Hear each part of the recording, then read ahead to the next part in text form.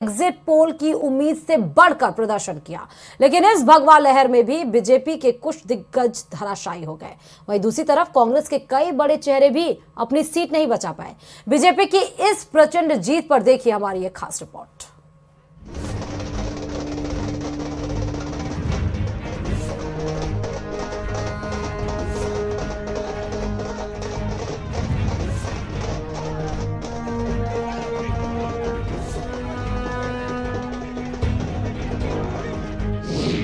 हर तरफ भगवा लहर,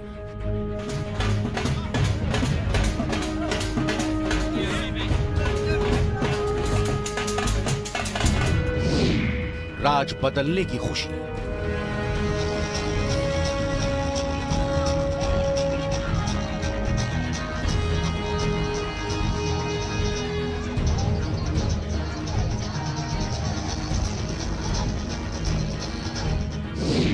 कांग्रेस में हर तरफ सन्नाटा।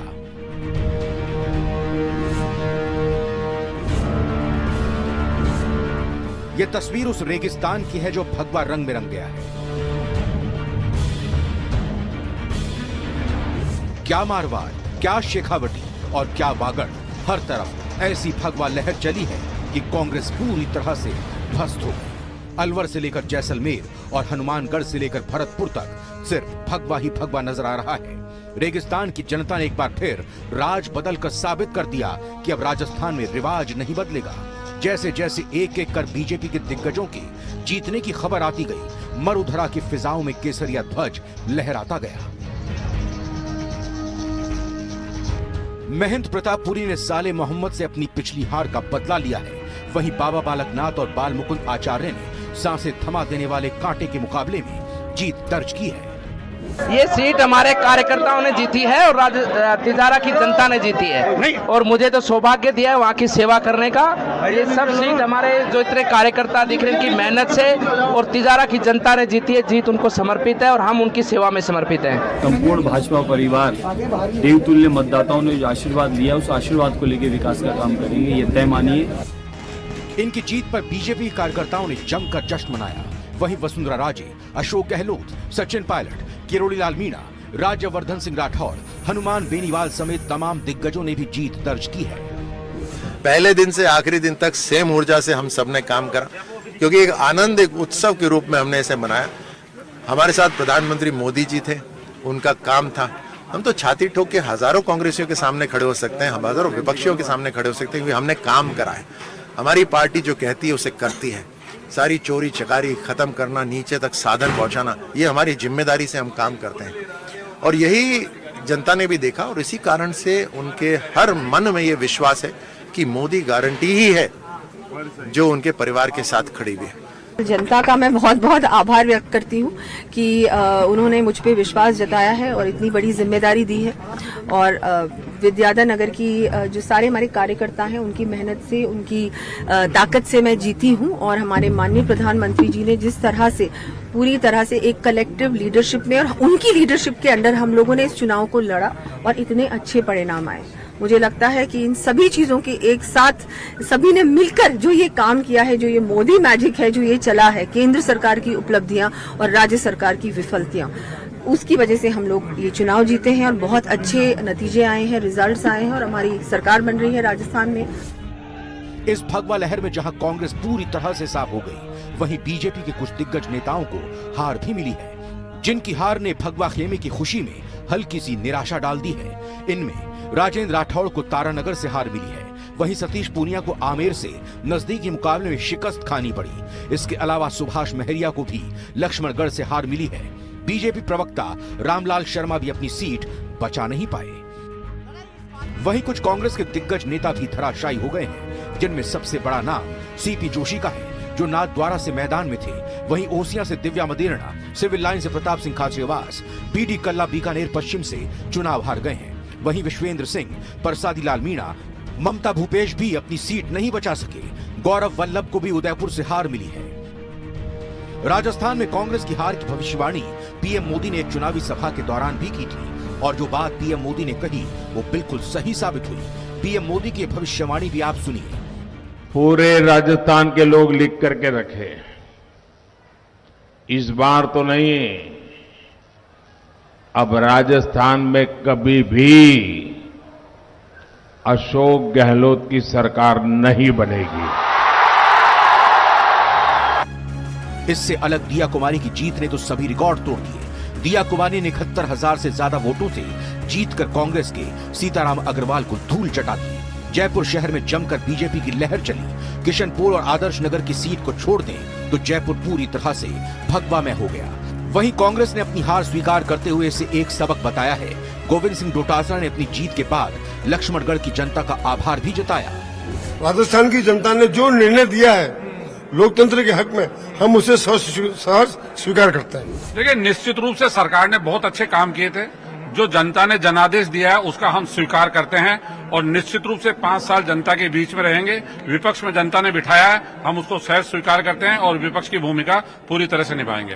परिणाम अच्छे ले सकती थी, लेकिन राहुल गांधी जी ने जिस तरह से कहा था 60% टिकट बदलने चाहिए, मंत्रियों के खिलाफ जनता है, विधायकों के खिलाफ जनता है, शायद मेरे हिसाब से टिकट नव युवकों को देते या परिवर्तन करते तो निश्चित तौर से हम जीतते।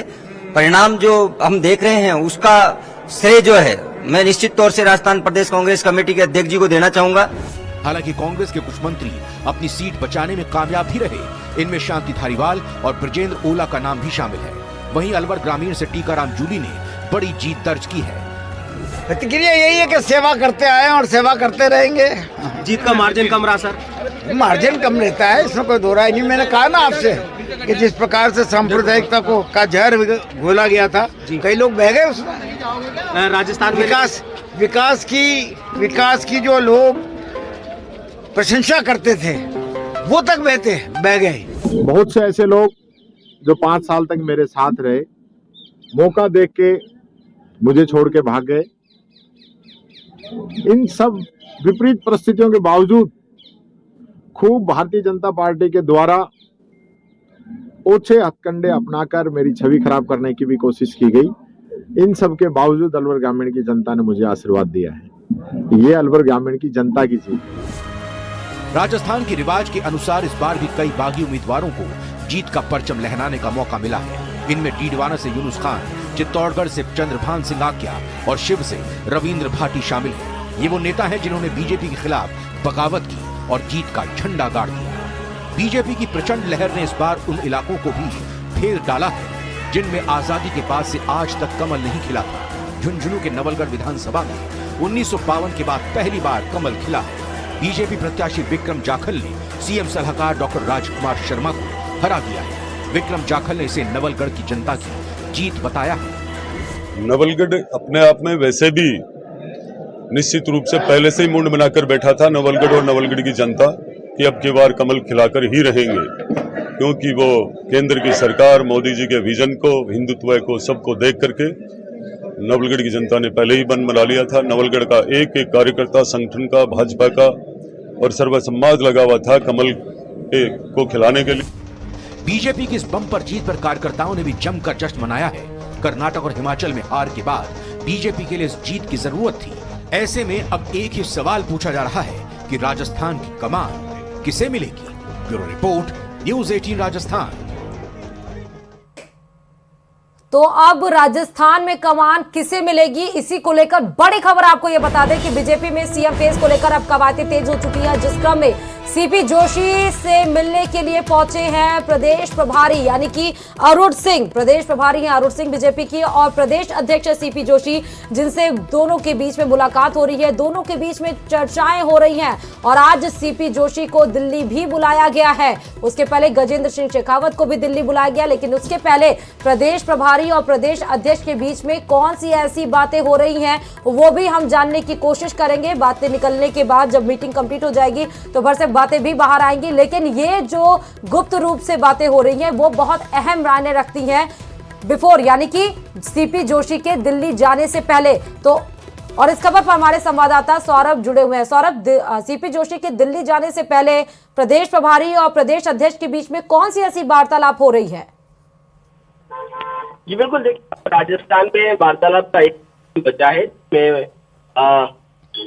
इस प्रकार से राजस्थान का मुख्यमंत्री जो है वो तय करना है, क्योंकि कई सारे नाम जो है इस वक्त चर्चाओं में चल रहे हैं और अब मुख्यमंत्री के चेहरे को लेकर ही कवायद जो है वो तेज हो गई है और अभी जोशी से मिलने पहुंचे प्रदेश प्रभारी उनके घर पर और दोनों के बीच में करीब 15 से 20 मिनट की चर्चा होती है और उसके बाद दोनों ही रवाना हो गए। बताया जा रहा है कि दोनों ही नेता दिल्ली की ओर जो है वो रवाना हो रहे हैं और दिल्ली में चूंकि वैसे तो लोकसभा का सत्र भी शुरू हो रहा है, लेकिन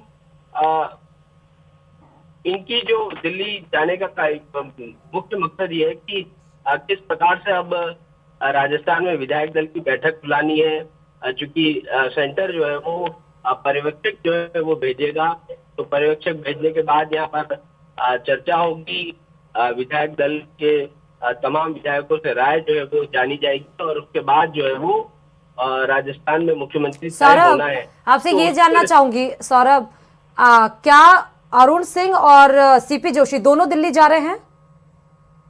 जी बिल्कुल, दोनों ही दिल्ली जो है वो जा रहे हैं। बताया जा रहा है कि कुछ देर में दिल्ली के लिए दोनों ही नेता जो है वो और इन दोनों के बीच में बात कहाँ हो रही है? क्या प्रदेश कार्यालय पे हो रही है या कहाँ पर हो रही है? अभी प्रदेश अध्यक्ष सीपी जोशी के घर पे जो है वो दोनों के बीच में मुलाकात हुई है और मुलाकात के बाद दोनों ही साथ में ही अपने घर से जो है वो निकल गए और संभवतः दिल्ली की ओर रवाना कुछ देर में ही हो जाएंगे। जी बहुत बहुत शुक्रिया सौरभ तमाम जानकारी देने के लिए और इस पे नजर भी बनाए रखिएगा, अपडेट भी आपसे लेते रहेंगे।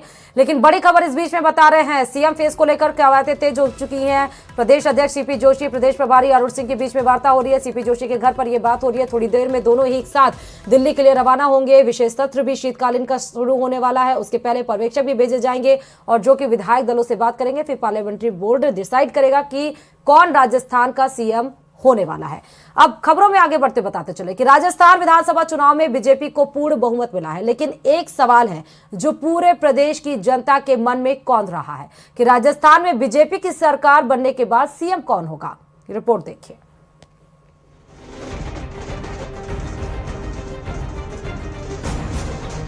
राजस्थान में बीजेपी ने ऐतिहासिक जीत हासिल की है। प्रदेश में राज बदल गया।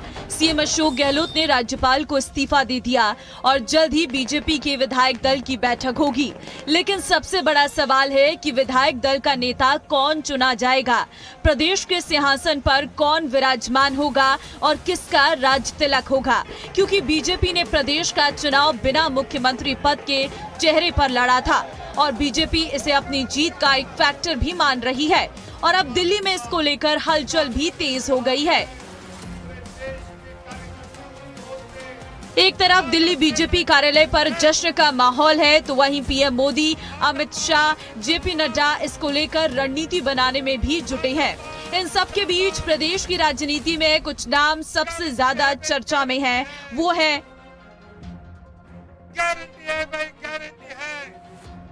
अर्जुन राम मेघवाल, गजेंद्र सिंह शेखावत, वसुंधरा राजे, राज्यवर्धन सिंह राठौर, ओम बिरला। ये 5 नाम अभी प्रदेश में सीएम पद के लिए सबसे अधिक चर्चा में हैं और क्यों है ये भी आपको बताते हैं। बात अर्जुन राम मेघवाल की करें तो 3 बार के सांसद हैं, बीजेपी के बड़े दलित नेता हैं, संकल्प पत्र समिति के अध्यक्ष रहे, पारंपरिक वेशभूषा से अलग पहचान, साइकिल से संसद भवन जाते हैं, पीएम के विश्वस्त नेताओं में से एक है। इसमें एक बड़ी बात और है कि बीजेपी ने अर्जुन राम मेघवाल को किसी भी सीट से चुनाव नहीं लड़ाया है, लेकिन वो सीएम पद की रेस में शामिल हैं। वहीं गजेंद्र सिंह शेखावत की बात करें तो राजस्थान में अच्छी पकड़ है। जोधपुर लोकसभा से सांसद हैं, शेखावत जल शक्ति मंत्री हैं।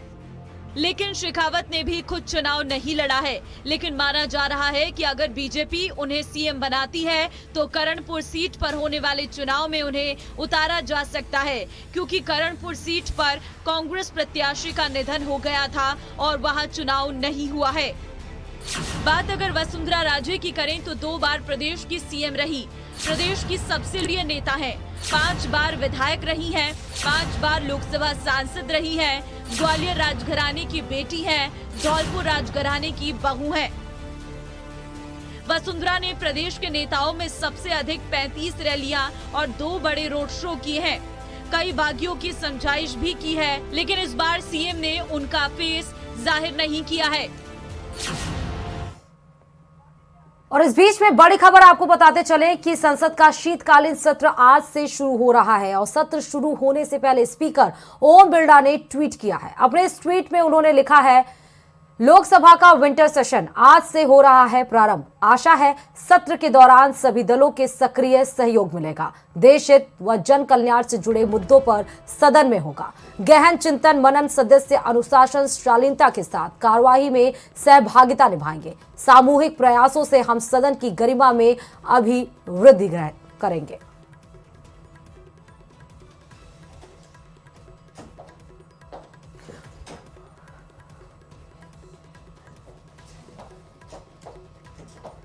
तो आपको बता दें कि शालीनता के साथ कार्यवाही में सहभागिता निभाने के लिए ट्वीट किया गया है ओम बिरला की तरफ से, क्योंकि जब भी सत्र शुरू होती है तो हमने देखा कि सत्र हमेशा स्थगित कार्यवाही के भेंट चढ़ जाती है, क्योंकि इतना हो हल्ला चलता है कि सत्र की गरिमा को भी ताक पर रख दिया जाता है। लेकिन इस बार शीतकालीन सत्र गरिमामयी तरीके से चले, जो जिसको बात कहनी है वो कंप्लीट हो। इसी के साथ ही इस बुलेटिन में फिलहाल इतना ही और खबरों के लिए देखते रहिए न्यूज़ 18 राजस्थान।